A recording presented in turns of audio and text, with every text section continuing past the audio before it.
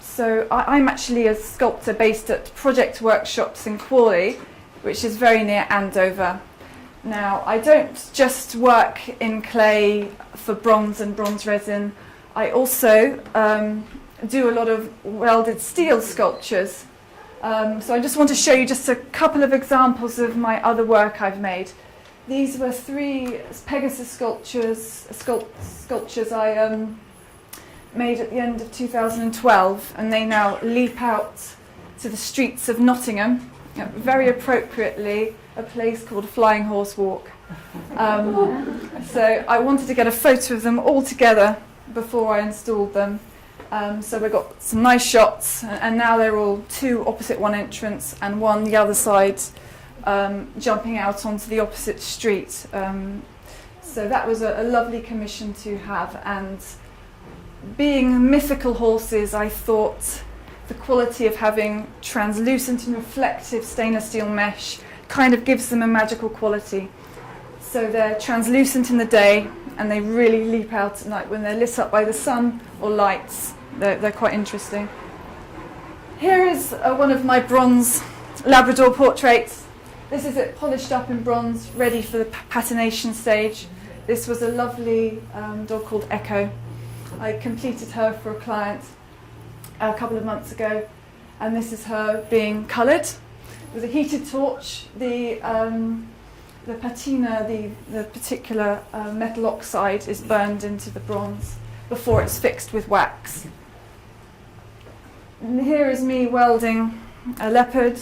I made a pair for a client, which now, one's sitting in a lovely tree, the other is sort of reaching up towards him. So I love welding, as you can tell. I like large-scale sculpture too. Here is it's a wonderful commission. This is actually a plaster cast which I've kept, but the bronze was commissioned for the British Racing Drivers Club, and it was a lovely chap called Professor Sid Watkins who changed safety in Formula One motor racing, and he sadly died a couple of Septembers ago, and they kindly gave me the honour of sculpting him. And he was an eminent brain surgeon who became friends with Bernie Ecclestone, and he was the first at the scene if any of the drivers came off and had a crash. So I thought having him in his trademark overalls, he had a ready grin, he had a great sense of humour, trademark glasses, I thought these are all things that the drivers associate with him, and they were pleased with him. An angel just a year ago was installed at Winchester University, and a lovely commission. She's 8 foot, and she welcomes people to King Alfred's campus in Winchester. So I was already beginning to make, some of these pieces show I was beginning to make bigger scale works that go outside in public setting, and this is the sort of work, since I graduated in 1997, I've always strived to be involved with such lovely projects as these. Here is just one of my 3-metre canvases of a racehorse, and the client wanted it inverted into a black background, so that's now just been delivered to a restaurant called The Jockey. Okay, another portrait. I'm going to move on to the Warhorse project now, don't worry. It's just one of my spaniel portraits there. Now we get on to the Warhorse. Now, for the last several years, I've very much been inspired by Alfred Munnings and Jack Seeley, Warrior, that story. I'd always thought I'd love to get the opportunity to sculpt them one day. I've got the, not bad really being involved with the Romsey Warhorse project, but I love Munnings' paintings. They have such vibrancy, and he painted from life there. So when I first found out about this project, which was back in 2011, and actually doing this talk here is very appropriate because this is where I first got my resource material. I met Anne James and Sarah Hargreaves, and I found out for the arts officer for Tess Valley, he knew that I made equestrian work, and he said that there was the possibility of a Warhorse piece being commissioned in Romsey at the time. The budget and exactly what was required wasn't known, but I was so keen to be involved in such a project, so I came and started doing my research then. That's nearly 3 years ago. So I always was thinking I was originally thinking officer and his horse. Here is one of his, he didn't sculpt so much, but you can see the anatomy of the horse. He knows it so well. I mean, that's a beautiful sculpture. Even in silhouette, you can see he knows horses inside out. This is one of the charging scenes. I actually think it was Boer War, actually.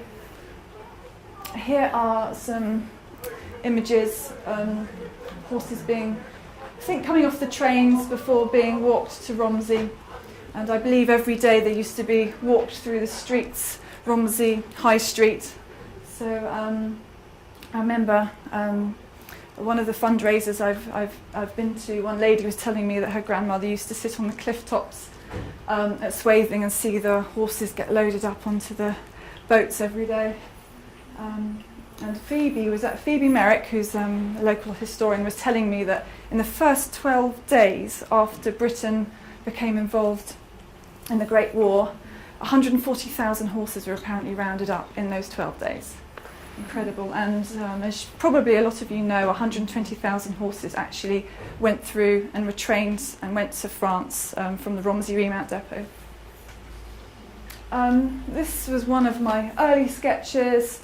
My very first, funnily enough, is actually this one here. And some of you may be familiar with my Romsey Warhorse sketch. But Paul didn't actually have that on file, so I will forgive him. A similar concept. What I saw was, when I was doing my research, I saw a lovely Lionel Edwards sketch called Pals, and it showed a trooper and his horse. And it was a close-up of their heads, but it just showed a companionable affection between them. And so I was sort of, at the time I wasn't sure whether it would be a freestanding sculpture, whether it might be a wall frieze, or whether it might be a mural or a bench. So I was actually sketching out lots of different ideas at the time. Funnily enough, I would come back to that original concept of the trooper with his horse. Here's me, some of my doing some sketches and lots of resource material. I always sort of, when preparing for sculpture, you want to be doing lots of drawing, you want to have a lot of images around you, having the backstories from people that were there, having old reference photographs, obviously from 100 years ago, essential. I just surrounded myself with it. And it was actually last March when the new arts officer for Test Valley, Alex, actually approached me and said, "Amy, do you know about this Warhorse project?" And I said, "Funnily enough, I do." And she actually asked for formal applications from sculptors. So I'm not sure how many other sculptors there were, but I was given the amazing news last March that I got the job. So it was a very special day. Of course, all the hard work was to come, but still, that was incredible. So I'm doing my research now. This this model was essential for once the piece had been approved by the committee, and over the last 18 months I've got to know committee members very well. And when I first started working with the clay, I was sending images showing the progress of it, and I had their feedback, and it was approved at a meeting in Romsey, and they said, yes, go ahead. These white marks you can see on the resin help scale up accurately into 3 dimensions to make a life-size piece. You can see this grid at the bottom. It's essential to have a central grid, and you can go up. You work out a scale.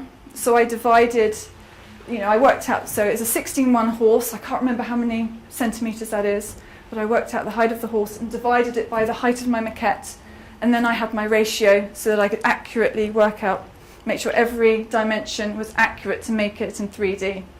And you'd use plumb lines and measuring tools from a stand, so you can go in there and get the accurate measurements from 3 dimensions. So you basically, we haven't got an image, but on a base, hundreds of measurements are worked out on a plan, so you can work out where different points are of the horse. And it's made out of scaffolding poles, welded steel, 2 layers of mesh, because this has to be able to carry the weight of a ton or more of clay. So you need to have a structure that is incredibly safe another angle.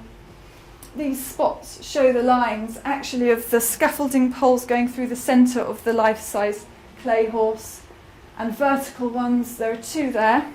And when you see later photographs of my life-size clay, you see the two main poles going up into the horse, and you can see that.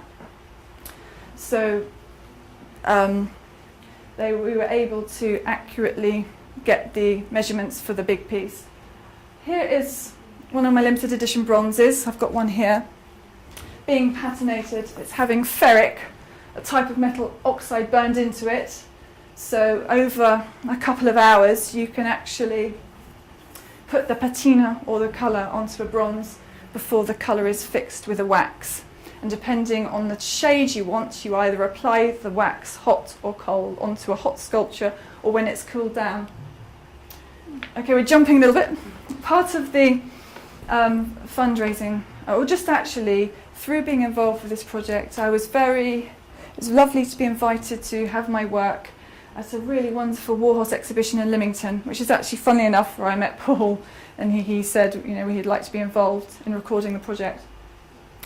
And at the opening of this wonderful exhibition, The Warhorse Story, Michael Morpurgo was there, and unbelievably, then they brought in Joey the Warhorse puppet.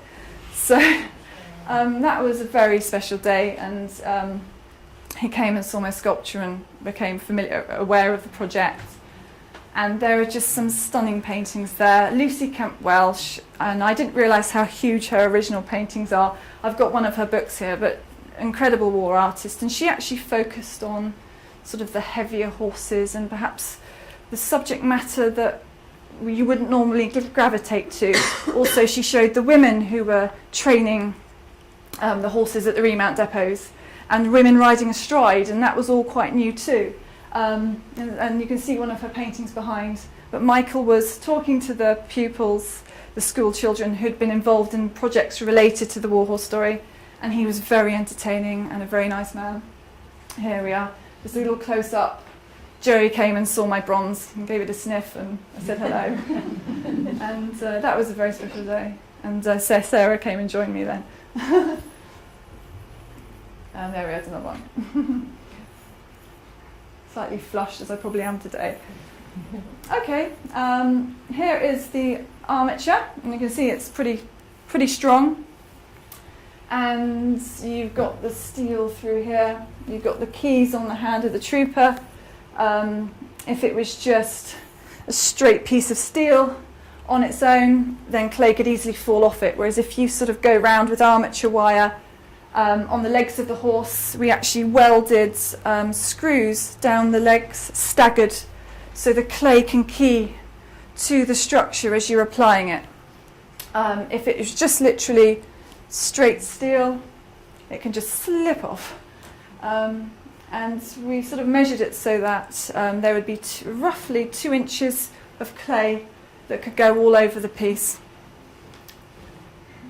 And there is, yeah, you can kind of see the shape of the horse. It's a little bit rough and ready.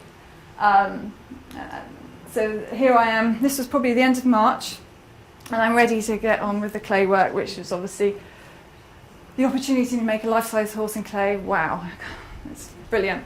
So what we did was I got bags of clay, lots of them ready to go, cheese wire, 2-inch thick slabs, pre-cut them, lots and lots of them, because you want to cover the whole piece quite quickly. Very physical. I actually injured my fingers doing it because it's quite heavy work. Yeah, here's a nice arty silhouette of it. And that the head is not designed to follow the anatomy of the horse. It's just to provide a nice solid structure for you to put the clay on. And here I am beginning to pop the clay on. And the neck of the trooper, it's rod that I can move because he's a bit stiff and upright, and so I was in a position when I started working on the life-size piece, I could actually make little adjustments. What I found with my maquette is the horse's hind leg that's taking the weight was too far that way. On this life-size piece, I moved it more under him, which is more correct to how horses stand. So I wanted to get the cross between it being anatomically correct, but at the same time I wanted it to flow as a sculpture. So I didn't obsessively do an exact portrait of a horse. I had a few models. You'll see some pictures of them when you walk around, but I also wanted it to be an intuitive piece of work. I have been lucky enough to have been around horses all my life, and so working in life size felt natural to me. It's almost like you're grooming them, so you know where the muscles are. It was lovely. When I actually started putting the clay on, I didn't measure for my maquette. I just kind of found I was instinctively making it, and as I was making it also, I didn't want it all to be polished and super smooth. I wanted to have texture and life. I wanted it to have areas that are very highly worked and areas that are looser. Because sometimes when you have a finished bronze or bronze resin, you've got a dark patina on. Sometimes if it's very smooth, it can sometimes flatten a sculpture. But it's all about individual preference, because what somebody loves, somebody else won't. It's personal taste, and I think that's just the way I work, and I'm not saying that's the right way, it's just the way I work. This was probably after 10 days. So, and I don't know if you can see here, on the base, we made it so that I could pull the trooper away from the horse, because it was really important I could work on both pieces separately and be able to work on them in the round, because if I just had that there, this side of the soldier would be very unresolved, and it would be too awkward for me to get round and do that side accurately. And as you can see, he is wrapped in plastic. At the early days, the clay is very wet, and you're not worried so much about wrapping it up obsessively. But as I worked on it over 3 to 4 months, and more of it was covered, I had to individually wrap all the legs, the tail, the head, the body of the horse, the bases, the soldier. So actually wrapping and unwrapping would take an hour and a half in itself towards the end. So what I would do is I would actually only unwrap the bit I was working on at the time. Here are that's one of the shots Paul took. And what I found, I had these great tools, these big sort of almost like a cricket bat, and wooden batons and things. And I could sort of sculpt planes. And I found I sort of was moving around the whole piece, working on it together. Very much wanted the rhythms of the muscle to get the flow of the horse. And with that, I could exert pressure. Sometimes when I first put the first layer of clay on, I could hit it into place.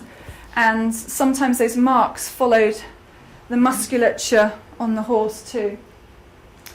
Here we are, probably, yes, the head's too narrow here. This is probably a month or so in. Just a couple of different angles. Yes, I can see here, my gosh, the eyes are way too narrow there. It was very nice because a few months or 2.5 months ago, Meridian TV came and just filmed me working on it, and I saw it the other day, and the head was too narrow, and it's such a shame. But it's all a process, and what I find is you work on it intensively, and then I would go away for a few days and do work on another commission and come back to it, and then you can see it with fresh eyes, and then you think, oh gosh, that's wrong. And I go away and I would check measurements. So luckily there was a livery yard near to me, so I could go and check horses, and I could see, yes, the eyes, I need to really broaden the horse's head.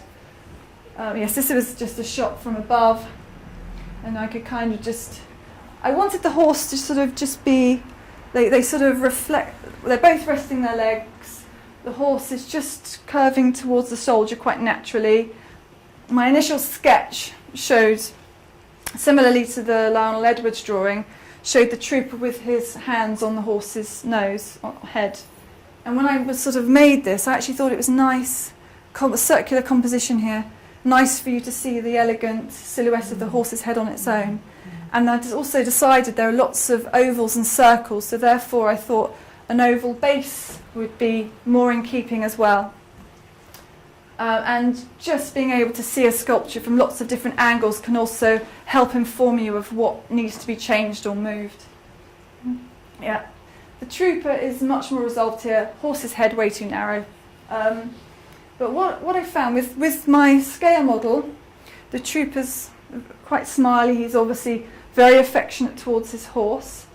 A maquette is basically a working model, and I was pleased with the harmony between them, but you want to develop it in the life-size piece, because something that's a millimetre or an inch on small scale is going to look very different life-size.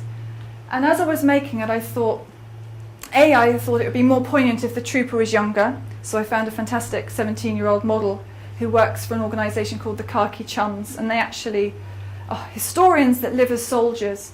98% of the time, so it was downtime. Soldiers were just having to exist in the trenches. There was only 2% of fighting. So I was very lucky through the course of this project. I've had organisations and groups of people that have helped me get the right tack. I was loaned an appropriate saddle and bridle. I was loaned a tunic, the hat, and the troopers' breeches. This lad, Alex, came, and we had the puttees put on correctly and the boots, so I could make sure that I got the uniform correct, because obviously I want to respect historical detail without also losing artistic integrity, so I wanted to get the combination of the two. And I thought it would be more affecting if he had a solemnness to him. He's carrying the weight of the world on his shoulders. I want to suggest that they've survived warfare together. His broken arm, which is yet to be put into a sling. When I made the pieces, I made the horse without the tack first, and with him, I made him nude before I clothed him, because I wanted it to sit correctly on him. So I made the arm, and then I put the sling over the top of that. So he's got the affection towards the horse, but his eyes, I wanted to show that sadness of what he's seen.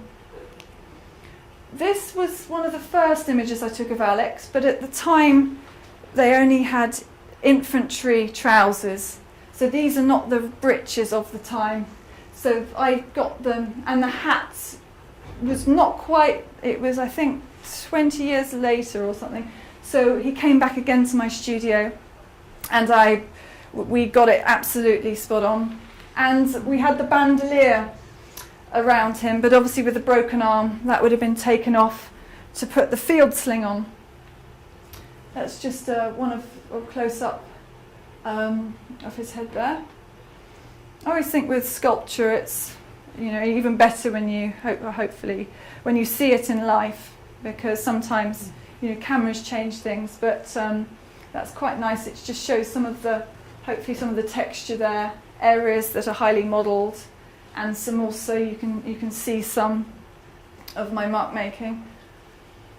Here, this is probably 7-8 weeks in, and I badly in Photoshop just put ears on him, because when I first started sculpting the horse there were no ears and he looked so angry, so I just wanted to soften him, but actually those ears need to be higher up, and I actually built up the back of the horse's skull and the top of the neck. I actually added a lot more after this. This was in May. I had an exhibition. I was really lucky to be able to work in this amazing grain store. Now it's full of grain. I got it out of there just in time. It's being moulded to the side of the grain store right now, as we speak. So this is May, so working into more detail now. And we actually had, where I'm based, I've got a studio with other creative businesses. There are 15 businesses, and twice a year we have exhibitions. And this was one in May, and the owner decided it'd be lovely to have an exhibition in this space. So it was all cleaned up. When I first started the sculpture, it was full of hay and full of farm machinery.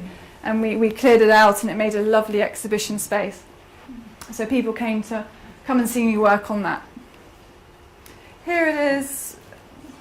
This was a couple of weeks ago.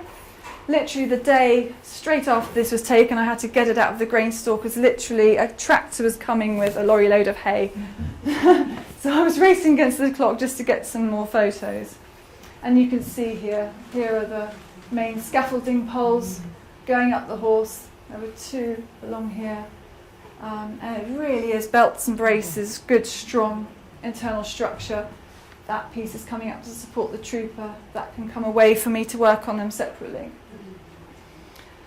And I've taken, what I did was for photos, not included in this batch I don't think, what I did was I put on the real period reins and the picket rope and put clay slip over them so it looked like modelled clay. Took the photos, but for when you mould something like this you can't mould the loose bits like the reins and the bits and the rope.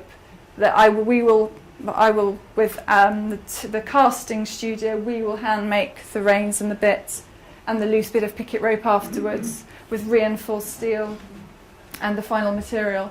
So I've taken those off here. Makes moulding a lot easier. This is me doing a blue steel look or something. I think I was very tired, but anyway, there we are. That's just to show you the scale there. And because when I wrap the sculpture up at night, I tended to leave the same side and there was sun coming through. So photosynthesis was happening and you could see sort of a bit of green mould appearing on this side. Here you can see some of I sort of hand modelled the saddle and the bridle and the girth. And I wanted to get that balance between things being the right size but also being sculpted. It's a sculpture, it's not just a mould of a saddle and bridle. I wanted it to have life. I want to suggest the horse is a bit lean. And with clay you can get some really nice textures. And so I had aluminium armature wire, so if I didn't have that, the stirrups wouldn't hold their shape. So going through this, because you've got the loop of the stirrup leathers here, I've got steel going through so the clay can kind of key to it. And I also wanted to suggest the folded blankets. Another thing, I was fortunate enough, I went with Patrick Gordonley, we went to the Household Cavalry for a day, and they got one of their horses, warlord, dressed up in the gear. So as well as my models that I got photographs of, they got me the correct period blanket and folded it up for me. So I wanted to make sure those details were hopefully pretty close. Here, some of you probably came to the exhibition. Ranville's farm, which is on Pauncefort Hill. Actually, shame I haven't got the photos here today, but there's a photo showing some of the remount soldiers in front of some stables from 100 years ago, and it's this building. And across the other side of the courtyard I had an exhibition there last month, and it was a really beautiful weekend and well attended, and some of you I think came, were able to see. We created this life-size mobile. Here is one panel here. So Nick Hatchley, who's got a local graphics business, and this is actually my clay from, not quite finished here, but it's enough for you to kind of begin to see the scale of it. And there are actually 4 panels, but we've got one in here for you to see the scale there. Here we are. There it is in there. Love, beautiful old barn. And this was one of my models, Chips, and he was looking a lot leaner when I first got my measurements because he was super fit over the winter. It was lovely. Paul's actually filmed him meeting the clay, and he's very relaxed here, but in the first couple of minutes we were sort of snorting and up in the air and I thought, what's that? But it's quite a nice sort of reflective image here, and it's nice to get them together. And I did actually work more on this. There were some things wrong with the fetlocks and the legs, and I still did further adjustments after these photos were taken. Here's another one. Lovely, isn't he beautiful? And we thought it would go one of two ways, because he's either calm as anything, but when he flips, he flips. And we got to the point after 15 minutes, he nudged and missed my clay by that much, and we thought, time to go. Or if it had been a couple of centimetres left, I'd be doing a lot of reparation work. This is one of Paul's photos, and he is actually the same size, but he's slightly in the foreground, and it makes him look monumental and magnificent. But it was just lovely to have that day where he came along. And he's got the saddle that's loaned to me there. Another one there. Yeah, lovely boy. And as you noticed, I've modelled the horse without mane, forelock, and a cropped tail. I slightly tapered the tail so it aesthetically looks a bit nicer, but it wouldn't have been correct for me to have flowing mane and tail for this piece. Now, right now, the horse and trooper, the moulding's happening.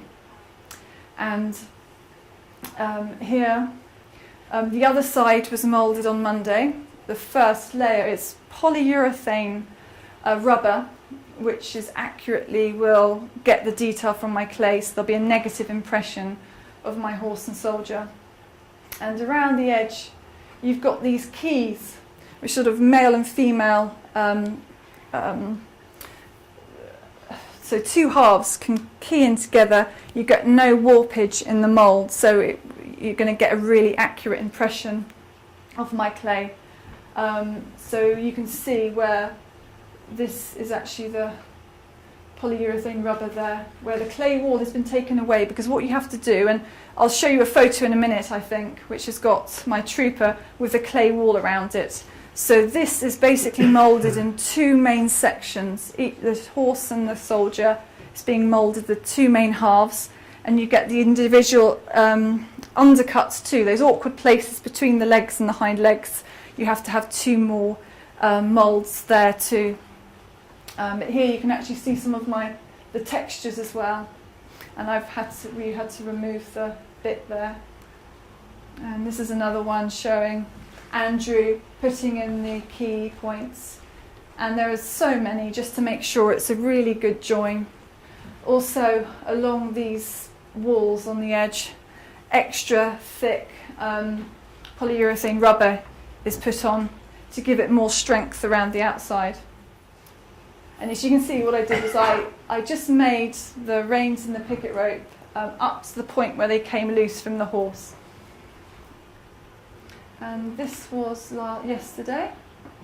So the other side has got two layers of the rubber on it.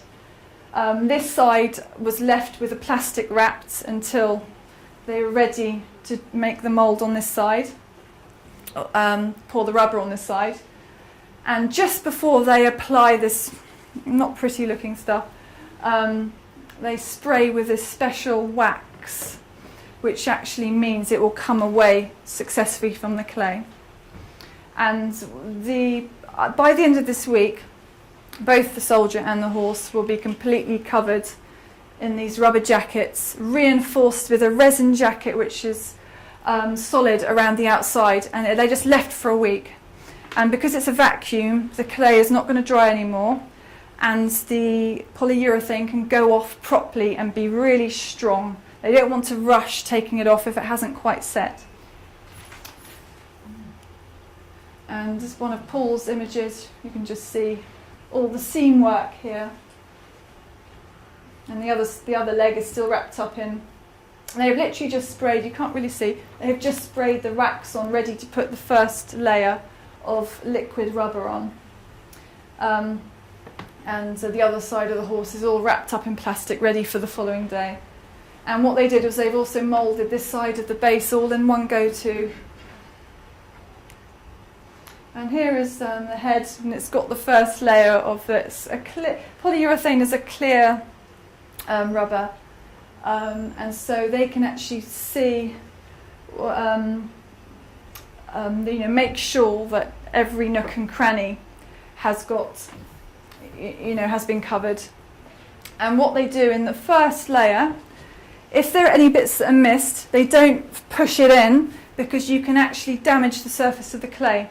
So what they do is they wait for that first layer to go hard, which is safe enough after an hour or an hour and a half, put the second layer on, and then the previous layer has actually hardened around the clay, so then they can get in with the rest to make sure every nook and cranny is moulded. And they actually, you see them blowing it into the caps. And here's this morning, just before I came here, now the trooper. These are the clay walls, about so thick, and every several inches there is a metal support pushed through into the soldier to make sure it's really secure. So that's being done. It will have its first layer of rubber on now. I'll go back later after this talk and take more photos. And this was taken a while ago, but this is roughly the position where the horse will be in the memorial park. And they will be facing and honouring the existing memorial that's in the park. And by the time of the unveiling, which we're hoping will be next April, which is the centenary of the opening of the depot, there will be landscaping around it too, so it will be in a nice setting, and hopefully, I'm just looking forward to getting it all safely made and done and installed, and very, very exciting project to be working on. And yes, and please feel free to ask me any questions. I think that's about it. So yes, please feel free to ask anything.